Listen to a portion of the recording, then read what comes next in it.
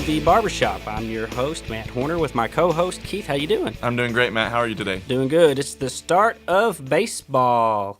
So all the little kids came in last week to get their little haircut for, I guess, Opening day. opening day. Gotta look good for opening day, man. They get their pictures, and it's funny, I remember as a little kid, I still have them. I'd have my bill, all cupped real tight. And then I'd like to pull my hat down where you couldn't really see my eyes, and put my kneel down, put my glove on my knee, and glare at the camera like, watch out. I am the most mediocre badass you have ever seen.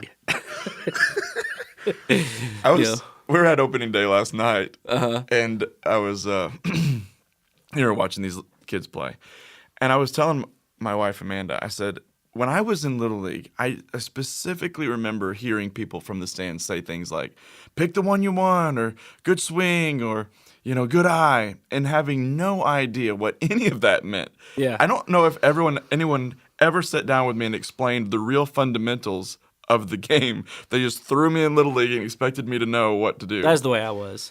I'd get up there and people would start chanting, and that would just kind of throw me off the game. I'd have butterflies. I still remember going because I never could hit. Yeah. And so specifically baseball, that sport, parents would be yelling and all that. I just wanted to turn around and go, shut up! Or I wanted to just turn around and go, all y'all, everybody in that stand, turn around and face the opposite direction. And just felt alone. Yeah. But then if it was doomed quiet, then I was like, oh my, it was so even much worse. pressure. So whether it was quiet or there was, attaboy or pick the one you want, it was... you just weren't happy. You weren't satisfied. But I do remember one specific hit because I was always on a really good team because I could catch. I played catcher and stuff and had a decent arm, nothing great, but good enough for little league. And so we were always, first, second place, running with this other team that was really good. And most of the time when it came time to bat, and of course they had rules that, I only got to play like half the innings or whatever. I'd sit half and then the other half, and it would be playing against the other team, which was like the Optimus Club. And I remember my coach, 7th, 6th grade around that time, he goes, just put your toes right there on the line and lean into that ball. Take one for the team. Because he knew, this is a game that matters. Oh, my gosh. You can't hit the ball. Just...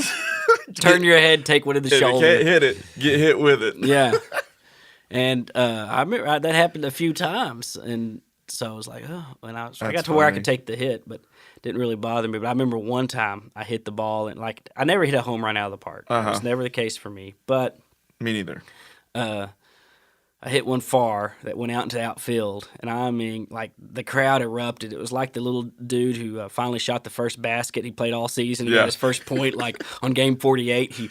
Everybody came out of their seats. He's like, woohoo, he finally did it. Yeah. So I remember that one, and I remember just being, as high as I could be. Look out, Well, it's funny that, because I was a terrible ball player. I mean, I was a terrible hitter as well. And why do we have our kids in it? Primarily because of my wife. Yeah.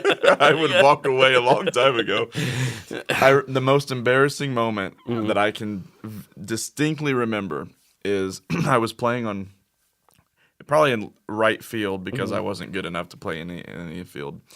And this ball pop fly gets hit to me, right? And it's going towards the foul line. And I can see from directly under it that it's definitely going to land in the foul area. So I back away from it and hold my hands up like this, like the ball is going to land out of bounds instead of catching it. Yeah. And everybody was like, what are you doing? But that's the thing. I had no idea what I was doing. Super embarrassing. It's funny, through sports and as a child, you have those times like that. I remember I was in junior high playing in Stephenville. They throw the ball in basketball. I catch the ball. We're supposed to be going down court, but I catch the ball like I just stole it and go up and do a layup on the other team's goal. And little kids, you just real quick, you make these little decisions like throw your hands back, don't catch the baseball. Did they count the score for the other team? Yeah, they did. Oh my gosh, that's terrible. Yeah. So it's a little bit more embarrassing yeah, than mine. And it's funny because I was like a junior high. I was like, "Woo!" Got that point. Then everybody's like, you hear the moan. Oh my gosh. And then I They're just covering realized their face. the moan of across the crowd, and I'm like, "Yeah." I was like, man. I remember my coach to this day. He's just looking at me, shaking his head, like Such a disappointment. such a disappointment. But you grow in that, Yeah. and it is a character building that make mistakes and stuff like that. But with sports, it seems to be even more today evolved with kids. I mean, I heard on the news a while back a boy signed a college scholarship at 11 years old. Oh my goodness. He's some prodigy football player, Mm-hmm. and it was just kind of crazy. Like, we're really training these kids. We know more of the science. We know more what we can Sure. do with diet information and everything. I mean, there's just all this stuff they can do. Yeah, And so there's elite teams that play year-round with a lot of different sports. I remember Yeah. Tiger Woods was probably the first. They have videos of him when he was a little boy on The Price is Right sinking putts, Yeah. and he was a little kid, and his daddy trained him up to be From a very young age. at a very young age. Yeah. And so I see that there is, if you have a child that seems to be a prodigy. I was watching some YouTube, and there's this little, I don't know how old he is, 7. He's sinking threes like a son of a gun. I mean, he can just sit there and shoot threes all day. You have a kid, I could understand the excitement in that parent. Yeah. So, but then you have the kid that's good for the local area, but the parent thinks he's going pro. Oh my gosh. Yes. There's one that comes in the barbershop, and he was a good football player, but he was nothing that great. You know what I'm saying? Uh-huh. He's walked on all these major universities, and they cut him. You know what I'm saying? But he keeps Okay. trying. Yeah. But he's after about 2 years out of high school now, he's put on some pounds. And he still thinks he's got it. And he was getting a haircut going, yeah, I'm going to Tarleton State, walking on. I think they want me. And I'm sitting there thinking, I'm cutting his hair, and I'm like, yeah, good job, buddy. I hope you get it. But I'm sitting there thinking, no, they don't. No, they don't. If you hadn't noticed, you're 30 pounds heavier. Oh my gosh. But That's funny. some people live in a false reality with their kids. Yeah. And the expectation also placed on the kids from the parents' perspective. You hear them in the stands screaming and yelling at their kids, making them feel like crap. Yeah. And I can't stand that personally. Yeah. You I know? think opening day, they should gather everybody around. They should play. They got some, what do they call it when they get a bunch of videos together? A collage? A collage or whatever, of parents getting kicked out of Pee Wee sport games. And that's what they should do open day. Do the national anthem, do a prayer, and they go, all parents watch this, and hit play. And you see this parent losing it over something that's very meaningless. Sure. And even if it was wrong, even if the kid wasn't out, or the kid did make the basket, or the kid didn't foul, or the kid, in the meaning of life, when you lose your temper, you've lost the battle. Yep. And Especially in these sports. yeah, I was at a football game this fall when we were in football season here, and this was I think this was a 7th or 8th grade game. And so when you're in that age group, the size of players can be substantially different based on who's growing into puberty first, right? So there's this little kid, and I mean little, but he's in 6th or 7th grade, and he gets the ball, and this other kid is probably twice his size, picks him up and body slams him on his head for a tackle. And he was on the other team. yeah, And their crowd lost it. I mean, they were going crazy. Yeah. Anger, Yeah. what is happening here? And I was mad for them, because you've got this, and he's probably not trying to be a bully, right? But he's just using all of his strength to lift this kid up and dump him on his head, yeah. Anyway. Well, that's what happens when the runt meets the giant. You and I would have fought in that moment. You'd have been It's like, this is football. And I'd be like, you're I crazy. could never be a coach and say, don't tackle that hard. I mean, to me, that just goes against football. Right. But the kid's paralyzed, and they're leading But him that's off in the a chance you stretcher. play. I mean, it's like the parents who Yeah, put them on man, bulls. Like, yep, I got my kid. He's going to be a pro bull rider. And I'm sitting there, and then they're upset that he needs a nose job and his jaw's broken. Yeah, Well, exactly. This is And kind of there is risk it's called football. in sports. Yeah, it's not called patty cake. Texas hardliner right here. We have table tennis for those who We go barefoot in the backyard. We don't care about the briars and the grass burrs. I don't know. Yeah. That's kind of thing is the XFL's coming out, and they're taking away all the safety rules, which is Okay. making football seem cooler because it's like more brutal. Uh-huh. So there's all this hype with it, like, oh man, there's not going to be a fair catch. Like they're going to kick the ball and you got to catch it and you got to run it. You know what I'm saying? Oh boy. Yeah. But, but don't tell me you don't want to tune into that. You know what I'm saying? I don't want to tune into that. Everybody's going to want to watch that. I'm as pure as the driven snow. So, but with kids, it's a whole different deal. Like you said, when your kid gets body slammed, Yeah. or gets an elbow to the nose, or is cheated on a call, Gets hit in the face with a baseball. Mm-hmm. Yeah. And you feel bad in those moments for sure. But when you let your kids play sports, whether it's track or anything, I mean, we were at track meets recently, and these kids are running and get hurt. They're limping off or they fall on the track. So there's a little risk in it all. Yeah, when I was a kid, the very first, the only video game series until was like basically Nintendo and like 360, whatever. It's the early stages of video gaming, and we played sports. I remember Techno football and Mike Tyson Knockout was a big game. Uh-huh. Things like that. Today, kids play these games. They're so realistic. They're Yes. very good and a lot more complicated than when I was playing. Mm-hmm. But what's funny is they think they are as good as they live in this virtual world, which didn't really have so much when I was a child. Yeah. And they're like, so you see this kid do something on the video game, and he jumps up, like, "Oh yeah, I just caught that." I'm like, "No, you really didn't just catch that football. That guy, you just pushed some buttons." I've seen my nephews and stuff. You pushed the button at the right time. You pushed a button at the right time, and he did this awesome dunk or this awesome one-handed catch. And so I also think with kids today, they live in a virtual world of sports, and so that's great because it creates passion. And it gets them involved in sports and stuff, but then at the same time, they don't go out and actually play the sport. Yeah, and there's a huge difference, between the activity level and we should probably do a whole podcast on video games because, there's a lot of hype going on right now in the media.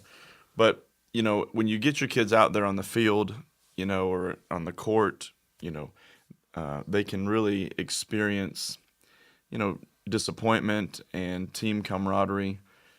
And so there are a lot of benefits to getting your kids in sports outdoors. Yeah. So Charlie's playing baseball too right now. I forget whatever league they call it, but he's first grade. Mm-hmm. And so we have practice Tuesdays, Fridays, and a game on Saturday. So 3 days a week, or 3 evenings a week, we have to deal with baseball. And this is another topic I think. Is it healthy for us as dads and all that to be so consumed with a sports activity that it takes that many evenings a week? So I'm an naysayer when it comes to sports.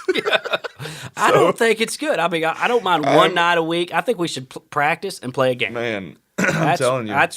That's. I've heard parents this week tell me that, my daughter, Eden, she's 7. And I've heard parents talk about their 7 and 8-year-olds in a 2-hour practice. I heard about a kid that was 5 in a 2-hour practice. I mean, that is outrageous to me. Yeah. I agree with practicing. I love practicing. I think that's important. I think you got to practice anything that you want to be good at. But 3 nights a week for 2 hours, that's crazy. Yeah. And then the games. And you're eating out because you're not at home. Yeah. You're not taking care of chores at home. You're not getting to bed on time. Oh, man. Doing the homework in the car. Little League dominates our life for 2.5 months. Yeah. I mean, when we and my wife has to give me a pep talk every year. Yeah. Okay, this is your key. We're from March to May, this is what we do, and it's for our kids, and they love it, and we're gonna support them, and you're gonna be happy. Do they love it though? Well, that's the jury's still out, but You can ask my kid anything any day of the week. If it sounds fun at that moment, he's gonna say yes. yeah, You could say, Charlie, you wanna go play baseball? Yes. Charlie, you wanna go climb a mountain? yes, You wanna go fishing? Yeah, let's go Yes. do that. And but then it comes time for practice and stuff, and then you're 3 weeks into it, and he could have went and done something else with his cousins or his friends. Sure. But no, you got to go to baseball practice. Well, and I think you can put limits on it, but is it healthy? I mean, that's a good question. And our parents, sacrificing too much? Is the whole family sacrificing too much for a game? I don't know. My dad had a rule. He says you could pick one sport a year. He wasn't going to be paying for sports nonstop throughout the year. So, and I think it is a financial burden too with families because Sure. you got baseball, then you have soccer, and then you have summer camps, and then from summer camps you have football, and then after football it's basketball, then And then back to track. baseball, and so you can literally never have a season where there's nothing with the sports programs, and then all of them cost a family some money, and so my dad had 4 kids, and he just financially couldn't afford it. So Sure. he made a rule: you pick one sport a year. You could do soccer this year and football next. And so I like that because then all of a sudden, then we had seasons free. Yeah. We still played all the sports at home and on the playground and, Yeah, at church. and at church. So it's not like we weren't playing baseball. We were actually probably having funner because Yeah. we didn't have the parents yelling at us going, like when I struck out at church or with buddies, it was not a big deal. But when I struck out when everybody's watching me, kind of a, Yeah, it's a huge deal. yeah. And I think it is expensive. All 3 of our kids are in baseball, and you drop easily, I'd say $400 to $500 just on equipment, clothes, outfit, the whole. It's not a jersey. It's I don't know. anyway, but yeah, it's expensive, and the eating out can be expensive. I remember 2 years ago. This was when we had first moved to Texas here. Noah got into All-Stars. So we're pretty proud of him, right? You get into All-Stars. That's the season after the season. Yeah. And we were questionable on whether it was a good thing or not, but anyway, we ended up going to Albany for this game one day. And it is baking outside. I mean, it's probably easily 90, 95 degrees. There was zero shade at this ball field. And we were just sitting there in our chairs cooking. Everyone's miserable. The players are miserable. And I looked at Amanda and I said, I don't think we can ever do this again. And so we decided not to. And then the next year comes around and it's, was it really that bad? Yeah. You make all these commitments. Yeah. We're never doing this again. And then the next year rolls around and it's like, I wasn't terrible, was it? And I remember, yes, it was terrible. We should never do this again. Yeah. But- And then, I think and you get caught up on, I call maybe the big 3, basketball, baseball, and football. Mm-hmm. And that's what I played. Mm-hmm. But I never played golf. Now, in the business world, golfing is something everybody does. Yeah. I mean, if you want to network and all that, there's golf tournaments, and it doesn't really matter. All my buddies, if they're a banker, a lawyer, an engineer, a construction owner, they have these golf tournaments, and you make these contacts and stuff. Well, I've always refused my invitations every time I've been because I can't play at all. And so I think there's sports, too, that by getting your kids involved in, it's actually a long-term thing. You can play golf until you basically can't move your arms. I Yeah. mean, even in a wheelchair, if you can swing them arms, just go at it. You know? Exactly. But it's a sport that you can carry throughout your life. Yes. Unlike you really can't just do football throughout your whole life. And even to a certain degree, as you get older, you're not playing basketball. Yeah. And golf is fun. Yeah. And what a lot of parents may or may not realize, but golf scholarships are really good. Yeah. And if your kid's good at golf, they can make it. And, the Horner gene, we've always been a little oompa loompa like. And so we have just not been created to be pro athletes. Sports stars. We're more like a, you know, You're the think watch tank. out. We're the think tank. So I think, okay, what can I have my kid involved in that's going to get? I want physical movement. In this world today, you can sit all day long, stay comfortable, and be happy. Sure. The problem is you get fat and become even a bigger Oompa Loompa. So I want my kids to be active. Yeah. So there's all these other, like there's high school and there's 4-H fishing teams. Yep. So you can become like a pro bass fishing, you know. Yeah. I know a young man who's doing that. And that seems like all of a sudden, and especially with 4-H, which is throughout the nation, that's something the parent can be involved with really close with the kid. Yep. Whether it's shooting sports like shooting clay pigeons, raising animals and walking them and working these animals. It's still active, you're learning, and it's something that you can do as a homeschooled family or even as a public school. And certain ones are pretty cool, but we often gloss over them, you know, because we want to do baseball. Yeah, 4-H is never going to be seen in the eyes of many as cooler than baseball, but the value that a child can get, you know, learning how to take care of an animal from its infancy up to the time that it's time to sell, feeding it, caring for it, becoming attached to it. You know, my sisters-in-law did 4-H, and maybe even my sisters did 4-H, and it was, you know, it was cool. And then you, as a parent, you want to go and support them, you know, and all these kids are coming into It has major scholarships. My brother-in-laws, or Sarah's half-brothers, they won major shows with the goats. They showed goats. They had a full ride scholarships of over $200,000 to Texas A&M. They got their college paid for because they knew how to grow a goat and make it look right and behave correctly. And so it's not chump change out there. No. You can win major money through 4-H. I know of a girl who's a famous skeet shooter, and you know, she's from Texas, and if it's flying in the air and she has a shotgun, she can take it down. That's cool. And those are some skills that, you know. Yeah, I mean, when the zombie apocalypse happens, I want that girl. I didn't know if you were going to go there. But there's other activities you can do too, like river dance. I mean, you can get your kid into tap dancing. Can river dance help you in a zombie apocalypse? Oh, it helps you. It puts them in a trance, and you're able to tap your way from it. So, and it is very active. Oh my gosh. Yeah. I hope I'm not near you in a zombie apocalypse. See Matt out Dance, there Charlie! doing the polka. Polka. Yeah. So That's fun. there's all these other activities you can put your kids in that are not really the big three. Yeah.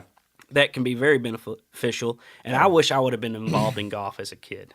By the time I started learning it, all my buddies were really good at it, and it embarrassed me to play with them. Sure. And My grandpa taught me how to play golf and got me my own set of custom clubs. I still have those clubs today, and he just taught me the game, and he was really patient with me, and we had a lot of fun. Yeah. I don't play a lot of golf today, but when it comes time to play, I get out there and do my part, you know. I take the kids golfing sometimes, but yeah, golf is cool. I think one of the other challenges to these sports is parents living out their dreams through their kids. oh yeah, It's a pretty big deal. yeah. Luckily, my dad had no hopes, so I was okay there.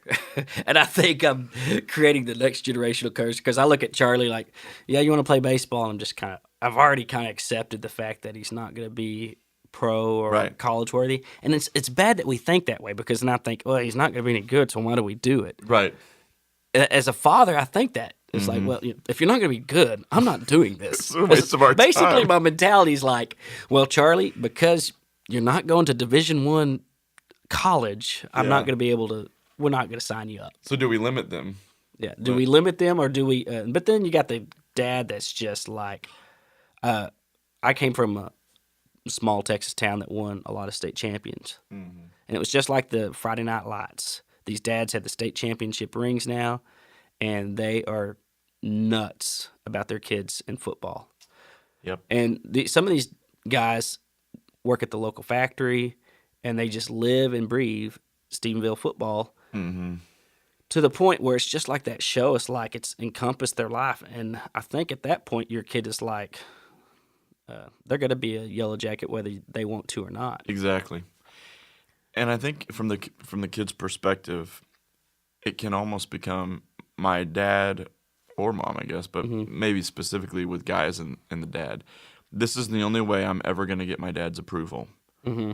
And so there's a tremendous amount of pressure to perform. Yeah. And when they don't succeed or they don't do well, then dad flips a lid and they lose. And it can really drive, I believe it can drive a huge wedge between a dad. I knew a girl and that his was boy. great at softball, but hated it. But her mom was like this awesome softball player and forced that girl to play softball. And we went to church with them, and they'd be out there practicing, and they would literally just have these fights, while they would be practicing. And it was just like, I don't know, is this really going to be memorable when you're being that way? Is it valuable? Yeah, is it valuable? Is she But there's the same thing. Charlie's playing the piano right now. And so there are those times it's not going to be fun. Making Charlie practice playing the piano is something that he doesn't always want to do. He wants to go play with his Hot Wheels or run around with his BB gun. But no, you got to sit down and you're going to practice for 30 minutes or an hour. Yeah. And he's sitting there moaning, and you got to threaten him and take all this stuff. But it takes practice. So I understand the parental side. Yeah. If you want your kid, I have to practice with Charlie to make him better.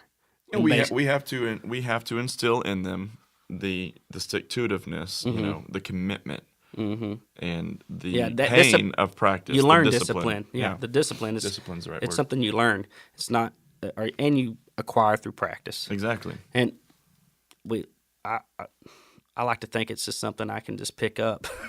Like, okay, I'm gonna have discipline today in my life. Yeah. Yes. Sometimes I wish I could just grab a little slice of discipline and use it that Put it in day. the grocery cart and like, okay, I'm gonna have this now. It's about time. I need to shed some weight. Oh my gosh. Yeah. But parents really can, and you hear it on all the you hear it in football, you hear it in the basketball, you hear it in the baseball. They're just really driving their kids, and sometimes I feel like they're driving them away. Yeah. And then you've got other kids who are really into this thing, right? This is what they want. This is what they love it. They're in the moment. You see these kids. This is their time. One's coming to my mind. Carter. He is a dude that is this young boy that me and Keith know is just awesome at sports. Yeah, and he loves it. You see the passion. This is his thing, and not like Carter, but you see these kids and their parents couldn't care less. Yeah. So they're not there. They're not supporting them. And that's sad. So there's an equilibrium here. There's the crazy parents who are way too invested in really driving their kids, and then there's the parents that aren't giving their kids anything of value with their appreciation or achievement. And the kids are really, and that there's the benefit of the coaches maybe and some other parents, but it is sad when you see a kid that's really loving the thing and his parents just don't care. Yeah. So you want to be involved with, and so there's a fine line. You want to be involved with your kids. You want to encourage them. You want to give them that discipline, but it's not too much or too little. Yeah. But I'm going to be that dad. He's like, good job, son. Well, we lost. Yeah, but let's go get a snow cone. Yeah. And I'm living through you so I can have a snow cone. Yes. And I think that's important. The boys, everybody played yesterday. And you really want to, I feel like parents should capitalize on the things that were done well. So Noah gets a good hit, and makes it to second base or whatever. You want to really hone in on that, because I've been the parent also who is really, you really had a big mess up there, at first base, and it cost, it cost this much or whatever. But they don't need to be reminded of that. And to be reminded of failure isn't bad. I'm not saying that. I just feel that the parent's job in this particular thing is just to encourage. Yeah. Because like you said, the chances of them becoming pro baseball players is pretty slim. And if that is their passion and their dream, then, they'll make it. But, to trounce on your kids because they dropped an outfield, fly ball is just inappropriate. The regions, too, of America bring different kid sports. Like, I have friends in Wisconsin and Minnesota and up north. Wrestling is like a big deal up there. Here in the South, we have it, but not even most schools don't have it. Yeah, and I mean, they love wrestling. And then, but down here, I have a lot of friends that do rodeo. And so it's funny, with kids sports, how you go across America and Sure. see different types of.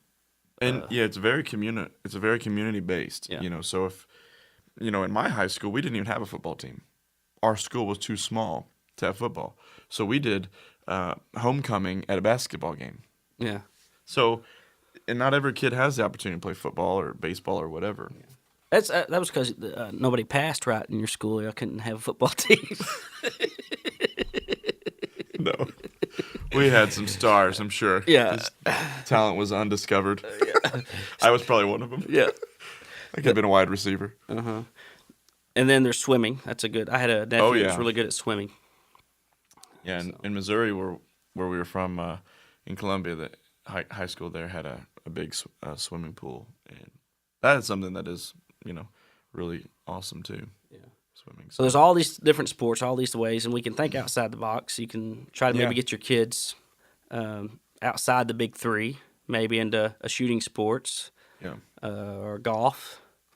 And I often think for parents, they need to think about, what can they do later in life. You're not always going to be, even pro football players retire early. Mm-hmm. So, I mean, and then, so I would suggest maybe thinking about sports that they can carry through the rest of their life. Play golf, tennis, but then also enjoy what you have. Parents take a breath, kids take a breath, enjoy it, have fun, have a snow cone, together. Make fun of each other. Yeah. Exactly. Yeah, Be good parents. And most of all, get a haircut before you go get your pictures taken. I'm getting a haircut today. All right. Well, with that, thanks for listening to the Barbershop. Go out and hit something. Hopefully not your wife. Bye. Or your kids.